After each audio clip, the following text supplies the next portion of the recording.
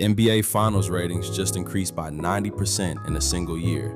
That jump belongs to Game 1 of the 2026 series between the New York Knicks and the San Antonio Spurs, which averaged 16.93 million viewers on ABC.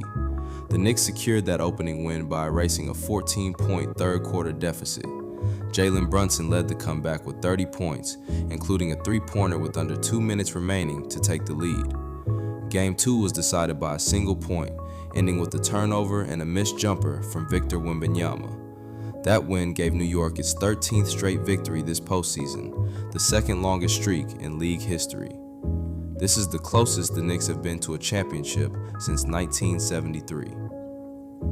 Since the 1998 finals peaked at 29 million viewers, the league has seen its audience steadily erode, bottoming out at roughly 11.6 million in 2023.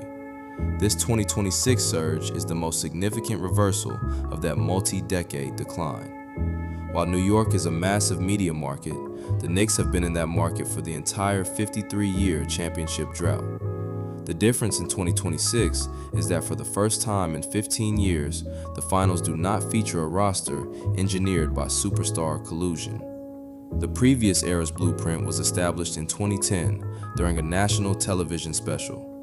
3 stars decided the league's power balance from a living room, bypassing the traditional front office process to form a super team.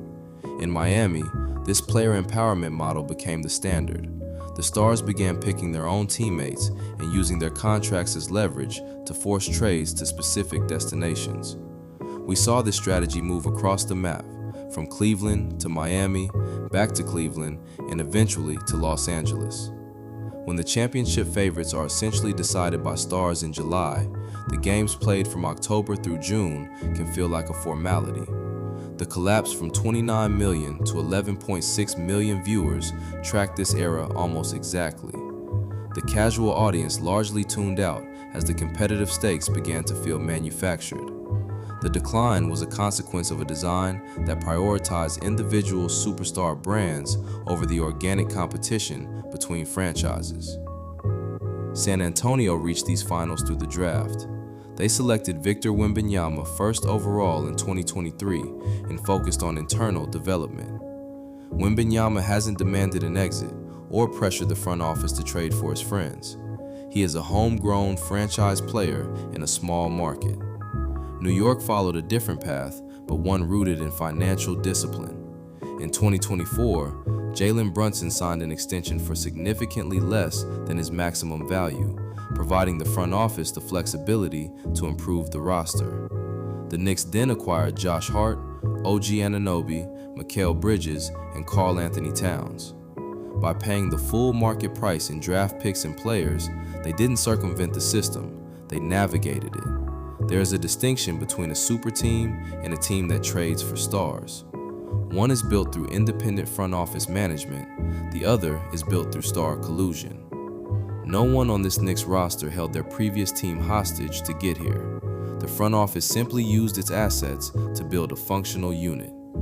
These two teams represent a return to 2 traditional models, one built through the draft and one built through competent market rate asset management.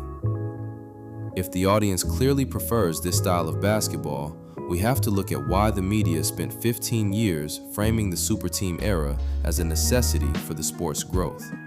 For access journalists and broadcasters, the off-season drama of stars demanding trades provided a constant stream of content to fill the gaps in a product that was losing its core viewers. The league prioritized superstar brands because under the player empowerment model, those stars were the only reliable marketing tools they had left. While the industry had little incentive to change, the fans forced the issue. They expressed their preference for the old way of team building by simply turning off the TV for a decade. That 90% viewership increase is the loudest rejection of the player empowerment era since it began in 2010. The finals are no longer a foregone conclusion based on a deal made behind the scenes. The stakes feel authentic again because they are being earned on the court.